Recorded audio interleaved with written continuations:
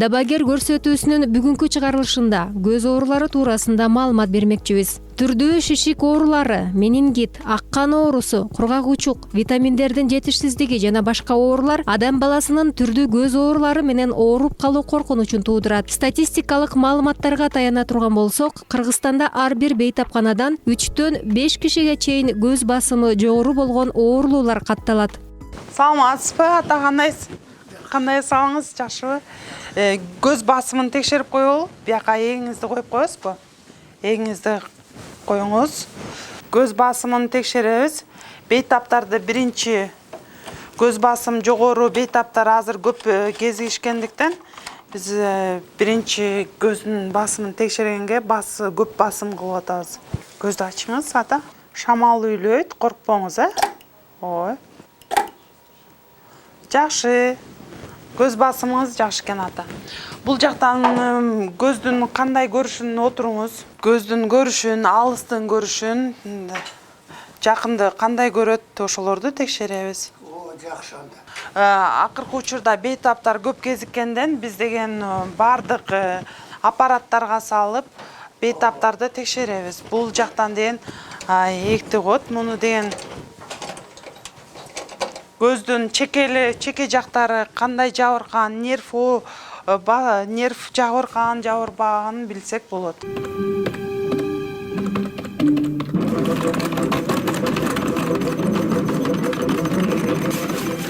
Жаш көздү жууп, кургап кетүүдөн сактайт. Түрдүү микробтордун көбөйүшүнө тоскоол болот. Бүгүнкү күндө телефон жана компьютерди көп колдонуунун натыйжасында көздүн жаш чыгаруу кызматы начарлоо менен биз сөз кылып жаткан көз оорулары көбөйүүдө.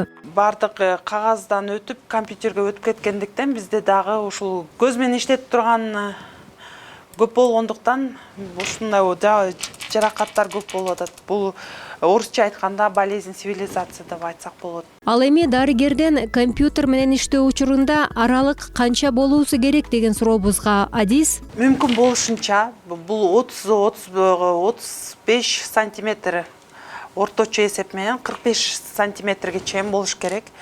Анан защитный пленка болот азыркы жакшы компьютерлерде. Анан биз дагы көздү жабыркабаш үчүн калкалай турган көз айнекчелерди да колдонгонго мүмкүнчүлүк бар. Көп оптикаларда мүмкүнчүлүк менен сатышат.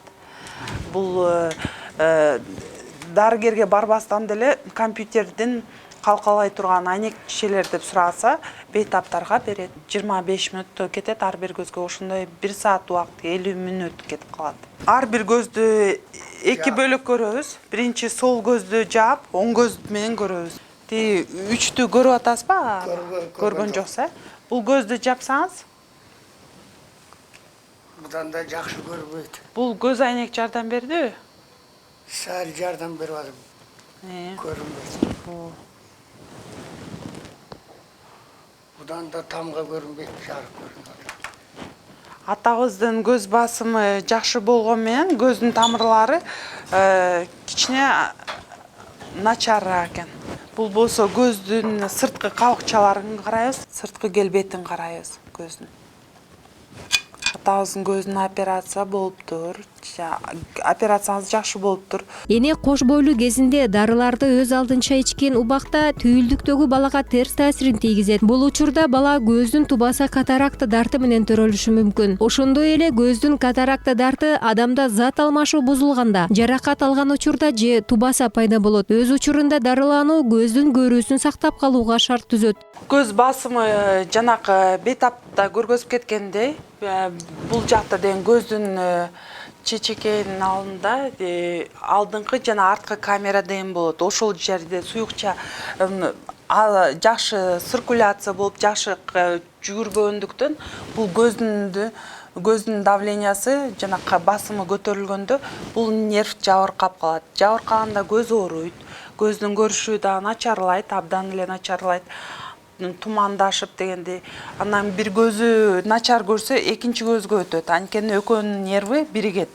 Ошон үчүн кеңеш берет элек биздин бейтаптарга 2 көздү тең карап жүрүш керек. Жарым жылда 40 жаштан кийин айрыкча. Көз бир нерсенин тийиши, акиташ, жегичтердин, кычкыл заттардын жана кум, темирдин кыпынынын түшүшүнүн негизинде жаракат алат. Тийген нерсе көздүн өзүн же көз чарасын, көз жапкагын майып кылат. Саламатсыңар? Кандай салыңар? Жакшы салыңар? Тимур Эшимканов Ысык көл районунун тургуну. Бала кезинде башынан оор жаракат алган. Көп өтпөй китеп, гезиттерди окуй албай калган. Макула дистрофия иште 20дан өтүп башталчу экен, 20га чейин билинчи эмес вообще, 20дан кийин ушинтип калдык азыр. Башынан травма алган, көзү бат начарлап кеткен. Жана макула дистрофия деген ушундай оору да. Көзү өзүнүн көзү жакшы көрсө дагы травма алгандан кийин көздөрү жабырып калып калышы мүмкүн.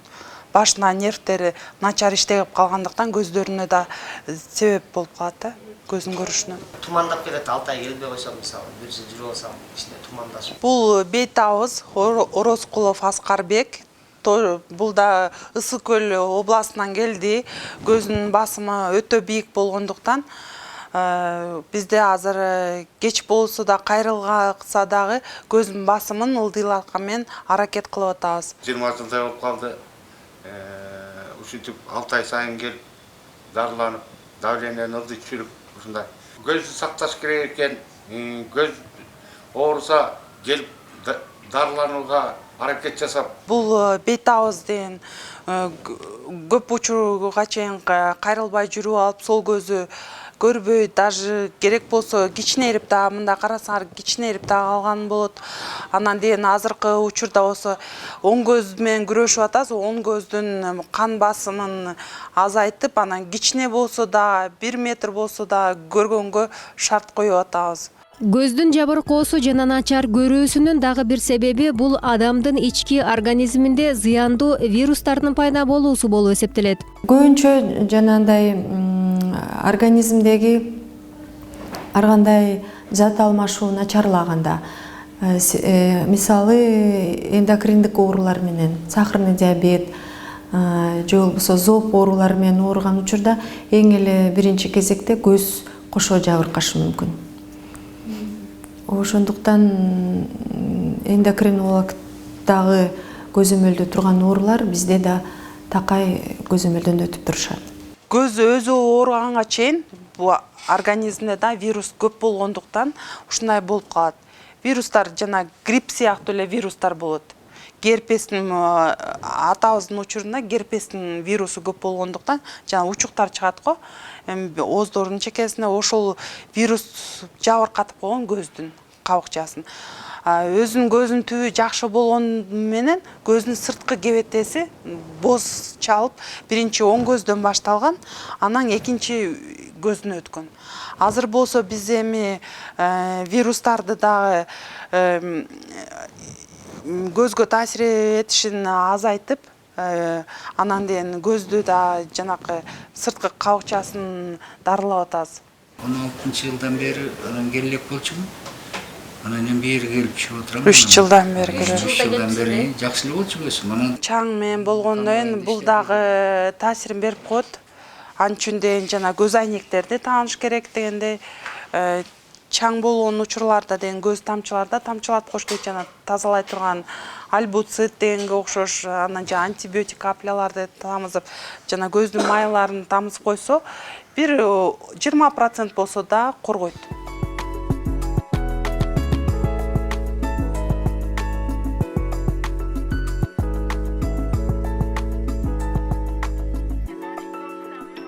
Бейт абыз болсо көздүн травмасы болгон, жаракат алып келген, көздүн темирче менен сүзүп алып, көзү айрылып кеткендиктен сырткы биздин дарыгерлер тигип, көзү көрүп, кичине болсо да көрүп, азыр болсо кеңешин берип атат. Ушул жаш балдар, жаш бейтап адамдар акырын өздөрүнүн ушундай илдетке чалыкпашын сунуштайт элем дейт.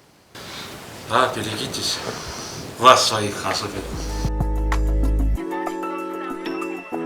Саламатсыңар. Бул биздин аялдардын палатасы. Бул апабыз болсо азыр эле жатып атат, жана статистика боюнча 3-орунда жана катаракта деген оору менен орто жаштагы бейтаптары жабыркайт деген ошо апамдыкындай болгон, көзү начар көрүп, жанакы чечекейде ак нерсе тозуп калып, анан көрбөй калат. Эртең буюрса операция барат. Коркпогула. Ошол больницага мен деле ошо целый год почти келем менен ушинтип эле коркуп жүрдүм. Бирок ничего страшного нет. Баары жакшы экен. Ошо Кундуз Бекбоюна ушу келип ошо аябай ыраазымын. Будунлар Жумакүлден эжекебиз болот. Операция болду.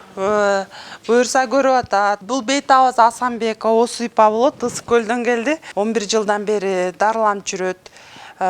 Оң көзүн, сол көзүн дегендей көз басымы да бар. Бир бейтапта эле 2-3 ооруда кезигишип калат. Катаракта да болгон, көзүнөн тамыры начар, анан көз басымы да бар. Ошол 3 илдет менен күрөшүп келатабыз апам болуп, Көз оору менен бейтаптаган элдерди, чакырым балдарды, кыздарды көп кечикпей эрте ушул больницага кайрылышын сурап өтүнөмүн. Глаукома оорусунда көздүн тамырлары ичкерип, кан айлануу бузула баштайт. Ачык бурчтуу глаукома менен көпчүлүгү ооруйт. Бул түрү менен жабыркагандарга башталышы эч байкалбайт. Ал эми жабык бурчтуу глаукома өтө тез арада кармап калышы мүмкүн. Бул түрү көбүнчө нерв тамырлары начарлаганда пайда болот. Глаукома эмне менен коркунучтуу? Бул оорунун 2 түрү бар. Ачык бурчтуу жана жабык бурчтуу деп. Же болбосо медициналык тил менен айтканда открытоугольная и закрытоугольная глаукома деп. Ошол ачык бурчтуу глаукома оорусунда оорулуу өзү оору экенин билбейт. Көпчүлүк учурда качан гана көрүүсү начарлап, же болбосо бир көзүнүн таптакыр көрбөй калган учурда гана байкаган кезде анан дарыгерге кайрылган учурлар көп кездешет. Ал эми жабык бурчтуу же болбосо закрытоугольная глаукома деген түрүндө мында жанагы көп учурда караңгы бөлмөдө көбүрөөк иштеп, же болбосо уйку келбей түн ичинде приступ сыяктуу болуп башталат. Көз катуу ооруйт мындай учурда. Көз гана эмес, баш катуу ооругандыктан көпчүлүк оорулар көзгө эмес, жана жаңылыштык менен невропатологдорго кайрылып, бөлөк жактан дарыланып жүрө берген учурлар болот да. Мындай кезде аз убакыттын ичинде ошо приступтун кесепетинен көрүү мүмкүнчүлүгүнөн аз кыска убакытта ажырап калышы мүмкүн. Эгерде убагында кайрылбаса, жана башта айтып кеткендей, көздүн көрбөй калышына себепкер болот. Нормада көз деген мына бул сүрөттө көргөзүлгөндөй, мондай бардык тоолорду, четтерин баарын жакшы көргөзүлөт. Башкы этабында, 1-2 этаптарында мына чекеден жабыркаган сүрөтчү. Ушул эле сүрөттө ушундай көрөт. Өтүшүп кеткени мына бул ортосунан өтүп кеткен ушундай болот да, көрүнүшүчү. Уже көрбөйүн деп калган көз мына бул ортосунда эле чекелер жок. Мына мондай чекелер жок. Көп нерсеси жабыркап калган болот. Көздүн нерви өлүп калган себептен ушундай болуп калат. Эң акыркысы болсо уже бул дагы көрүлбөй калат. Эгерде бейтап бул учурда кайрылып калса, мүмкүнчүлүк бар бул учурга келтиргенге. Эгерде бул жаңы башталып келатканда нормага да келтирип койгонго мүмкүнчүлүктөр болот. Ошон үчүн бейтаптарга абдан кеңешибиз, убагында көрүнүп жүргүлө. Ушундай эгерде начар көрүп атканда эле доктурга, дарыгерге кайрылышыңарды сунуштайт элек. Жана айтып кеткен мондай дарылар болот, ар кандай дарылар. Ушуларды тамчылап отуруп, күндө тамчылаш керек. Бир күндө калтырбай, убак сааты менен тамчылатканда көздүн да көрүшү жакшыртат. Ал эми аталган глаукома дарты менен көбүнчө канча жаштагы адамдар жабыркашат деген сурообузга Статистика боюнча %100% бизде көп бейтаптар жабыркайт. Иштеп турган адамдар көбүнчөсү жабыркайт. 35-40 жаштан башталат, 60 жашка чейин андан өйдөлөр. Иштей турган кишилер көбүнчөсүн жабыркап калат да, ошон үчүн деген мүмкүн болушунча канчалык бизге эрте келсе ошончолук бизге бул оору менен күрөшө турганга мүмкүнчүлүгүбүз чоң.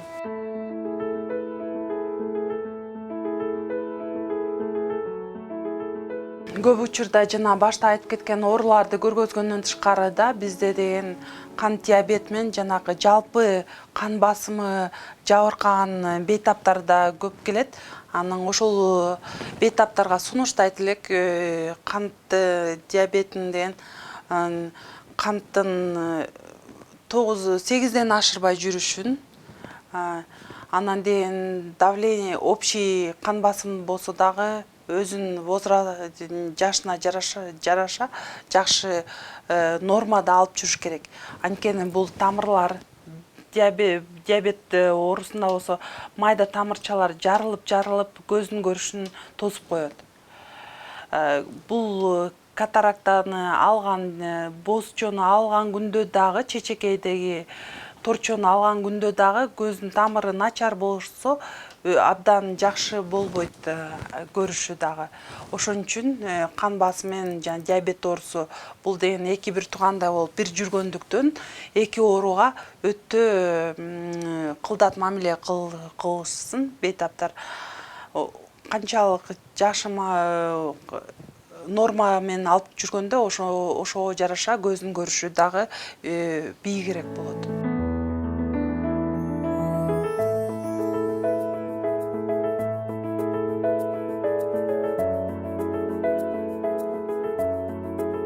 Биринчи аракети жана сиз айтып кеткендей кислота болуу, жана клейлер көп кирип кетет. Ошолорду жок дегенде жылуу суу менен жууп, жылуу суу бардык эле үйлөрдө болот го. Эгерде альбуцит жана антибиотик айрыкча тамчылар болсо, ошолорду тамчылатып эле биз 24 саат бою бейтапканабыз иштейт. Күн түнү деген. Бул улуттук госпиталь болгондо бүт ар тараптан ар убакта келсе биздин адистер биринчи жардамын берет. Анан башка өзү билимдик болуп бир тамчыны аралаштырып тамчылаткан да болбойт. Жанакы айтып кеткендей суу менен же болбосо альбуцит же болбосо спрофлоксацин деген жеңил тамчылатып эле дароо эле бизге келишин сунуштайбыз. Чындап айтканда көз деген өтө назик орган болгондуктан чындап көзгө жакында жолобош керек. Анткени колдо өтө көп микробдор да бар. Көз деген ушунча назик мамиле кылса, ошончолук көпкө чейин өзүн сапаттуу сизге иштеп берет дейбиз.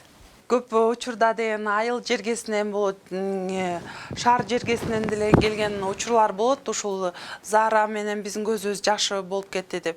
Ушул адамдарга, бейтаптарга сунуштайт элек. Бул заарада деген эгерде билсеңер, химиялык составын мектеп учурунда окуган балдар деле билет.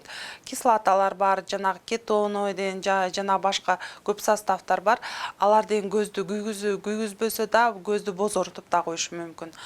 Мүмкүнчүлүк болсо эч кандай андай жасашты каалабайт элек. Дени сак улут бул күчтүү мамлекет. Ден соолукта болуңуздар.